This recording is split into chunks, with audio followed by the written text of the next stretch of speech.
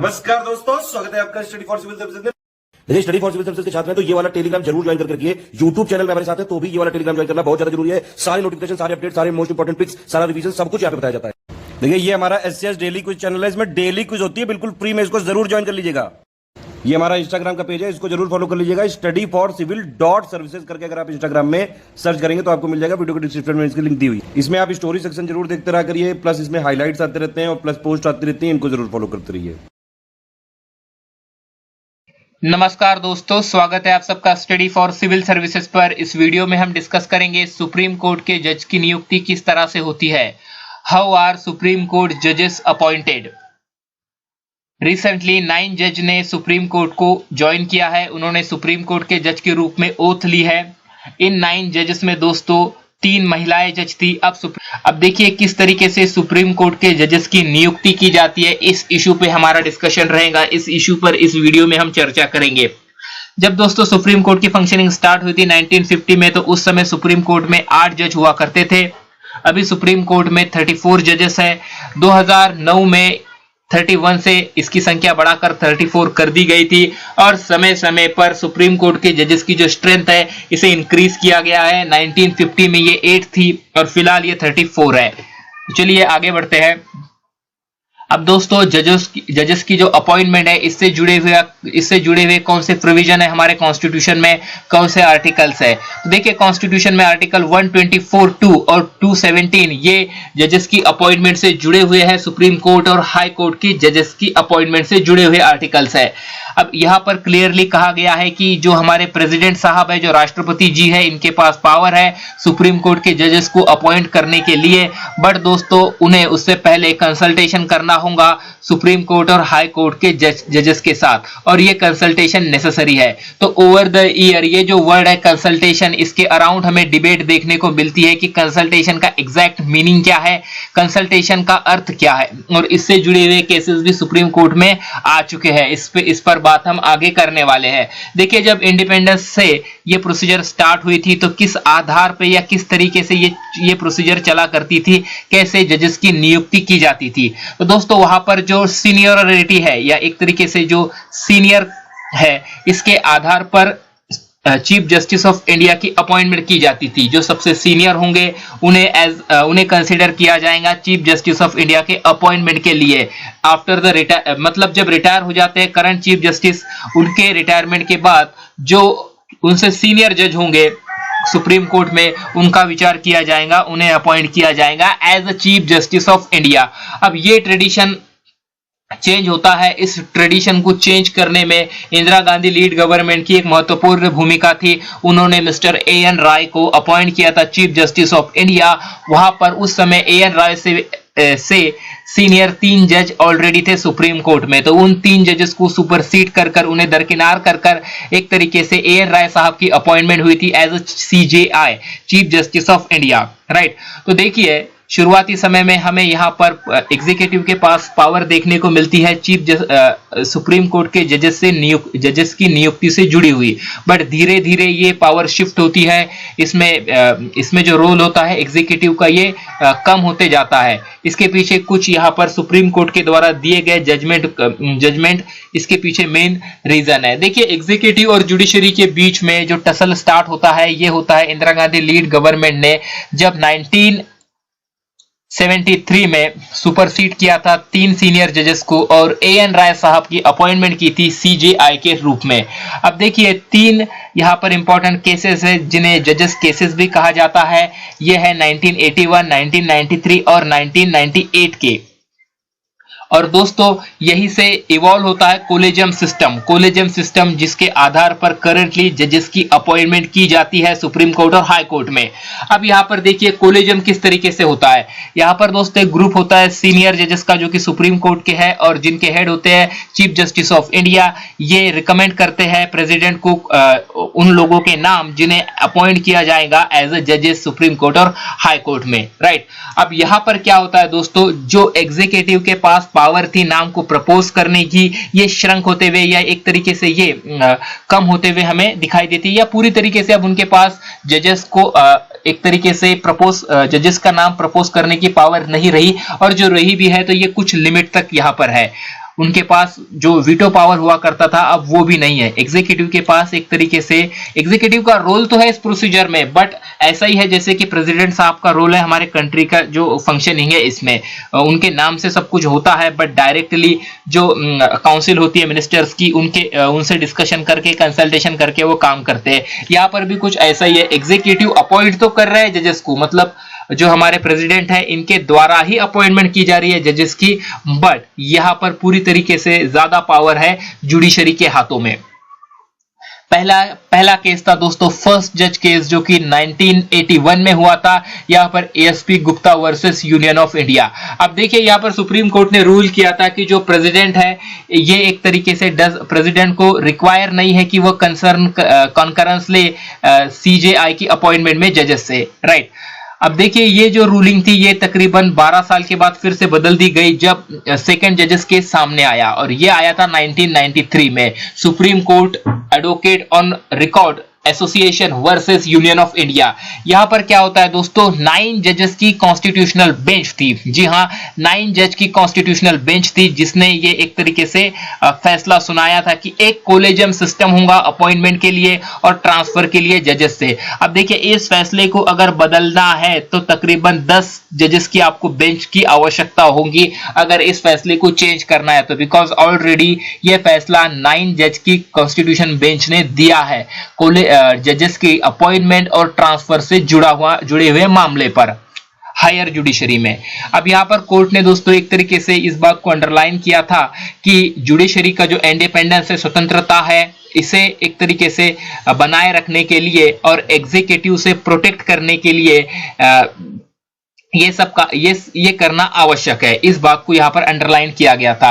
अब देखिए next case हुआ था 1998 में, यहां पर जो प्रेसिडेंट थे के आर नारायणन साहब ने एक मतलब इनके तरफ से एक प्रेसिडेंशियल रेफरेंस हुआ था सुप्रीम कोर्ट को कि ये जो कंसल्टेशन है इसका क्या अर्थ है भाई, what is mean by the consultation. Consultation का अर्थ क्या, जो सीजेआई का कंसल्टेशन जो करते हैं प्रेसिडेंट साहब जजेस के साथ, तो यहां पर जो ओपिनियन जाता है जुडिशरी की ओर से प्रेसिडेंट को, ये ओपिनियन सिर्फ सीजेआई का होता है, चीफ जस्टिस ऑफ इंडिया का होता है, या चीफ जस्टिस ऑफ इंडिया एक तरीके से जो अदर सीनियर जजेस होते हैं कोलेजियम में, इनके साथ चर्चा कर अपना ओपिनियन देते हैं प्रेसिडेंट ऑफ इंडिया को। तो देखिए यहां पर क्या होता है, इससे एक और यहां पर चीज स्पष्ट हो गई कि एक कोरम होगा और उस कोरम में मेजॉरिटी ऑफ वोट जिस डिसीजन के तरफ होंगे दोस्तों, उसी डिसीजन को कोलेजियम रिकमेंड करेंगी प्रेसिडेंट ऑफ इंडिया को। अब देखिए 2014 में जब एनडीए गवर्नमेंट सत्ता में आई थी तो इस गवर्नमेंट ने जुडिशरी की अपॉइंटमेंट की जो प्रोसीजर है इस पर एग्जीक्यूटिव का कंट्रोल फिर से स्थापित करने के लिए, ये अपने हाथ में लेने के लिए नेशनल जुडिशियल अपॉइंटमेंट कमीशन को एक तरीके से बनाया था। ये दोस्तों एक कॉन्स्टिट्यूशनल अमेंडमेंट के थ्रू बनाया गया था, नेशनल जुडिशियल अपॉइंटमेंट कमीशन, एनजैक जिसे हम कहेंगे। बट देखिए ये एनजैक ज्यादा दिन नहीं रह पाया बिकॉज सुप्रीम कोर्ट के द्वारा इसे स्ट्रक डाउन कर दिया गया, इसे अनकॉन्स्टिट्यूशनल डिक्लेयर कर दिया गया, राइट। और क्या कॉन्स्टिट्यूशनल है और क्या कॉन्स्टिट्यूशनल नहीं है इसका डिसीजन सुप्रीम कोर्ट या हमारे जुडिशरी के हाथों में ही होता है, तो भाई इसे अनकॉन्स्टिट्यूशनल डिक्लेयर कर दिया गया। अब देखिए सुप्रीम कोर्ट में कितने जजेस हैं और ये नंबर कैसे डिसाइड होता है, तो करंटली सुप्रीम कोर्ट में 34 जजेस हैं जिसमें हमारे CJI chief justice of India इनका भी समावेश होता है।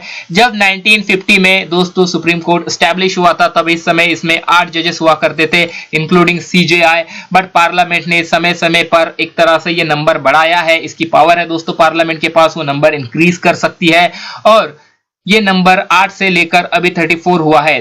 तो 1950 में ये 8 था, 54 में ये 11 हुआ, 60 में ये 14 हुआ, 78 में ये 18 रहा, 86 में ये 26 था और 2009 में ये 34 था और 2019 में अर्थात 2019 में ये नंबर 34 कर दिया गया था। अब देखिए ट्यूसडे के दिन जो शपथ विधि हुआ है, इस शपथ विधि में 9 अपॉइंटमेंट की गई है, 9 जजेस को नियुक्त किया गया है सुप्रीम कोर्ट में। अब देखा जाए दोस्तों तो अभी भी सुप्रीम कोर्ट में फिलहाल 33 जज काम कर रहे हैं, 34 की स्ट्रेंथ है, 1 वैकेंसी है और 8 वैकेंसीज और होने वाली है बिकॉज नेक्स्ट ईयर 8 जजेस रिटायर होने वाले हैं। अब ये बैकलॉग किस तरीके से एक्यूमुलेट होता है, क्या रीजन है कि दोस्तों हमें हमेशा वहां पर वैकेंसीज देखने को मिलती है। देखिए 2019 में क्या हुआ था, जब सुप्रीम कोर्ट फंक्शन कर रहा था तो वहां पर 34 जजेस पूरी तरीके से थे, उसकी 34 की स्ट्रेंथ थी। सीजेआई बोर्डे साहब ने जब एक तरह से अपना पदभार संभाला था तो जो वैकेंसी वहां पर हुई थी ये रंजन गोगोई की हुई थी, जिन्हें उन्होंने जो उनके प्रेसिडेंसर थे, राइट। अब देखिए कोलेजियम को हेड किया सीजेआई बोबड़े साहब ने, बट क्या होता है यहाँ पर एक तरीके से जो म्यूचुअल कंसेंसस है या एक तरीके से जो प्रोसीजर है, जो कोरम है, ये पूरी तरीके से एक मत पर नहीं आ पाया। इस वजह से जो अपॉइंटमेंट की प्रोसीजर थी ये रुक गई और वहां पर वैकेंसीज मेंटेन रही थी, वैकेंसीज बनी रही। हाई कोर्ट में अगर देखिए हम तो फिलहाल के समय पे 30% की वैकेंसीज है, 30% सीट वैकेंट है हाई कोर्ट की। अब देखा जाए दोस्तों तो रिटायरमेंट की एज हमारे यहाँ पर 65 है सुप्रीम कोर्ट के जजेस के लिए और 62 है हाई कोर्ट के जजेस के लिए। अगर हम यूनाइटेड स्टेट्स की बात करें तो एक तरीके से वहां पर कहा जाता है कि जो वहां के जज होते हैं ये पूरी लाइफ सर्व करते रहते हैं। अब देखा जाए दोस्तों, दस mean that in India the process of appointing जजेस इज अ कंटिन्यूअस वन। अब भारत में जो जजेस की नियुक्ति की प्रक्रिया है ये हमेशा चलती रहती है। यहाँ पर जो सिस्टम है कोलेजियम सिस्टम, ये मल्टी स्टेप की प्रोसेस है, राइट। ये यहाँ पर मल्टी स्टेप की प्रोसेस है, ये एक स्टेप में कंप्लीट नहीं होता है और यहाँ पर अकाउंटेबिलिटी भी पूरी तरीके से नहीं है। एक तरीके से कहा जाए तो लिटिल अकाउंटेबिलिटी है पर लिटिल अकाउंटेबिलिटी है, इस शब्द का यहाँ पर राइटर ने प्रयोग किया है।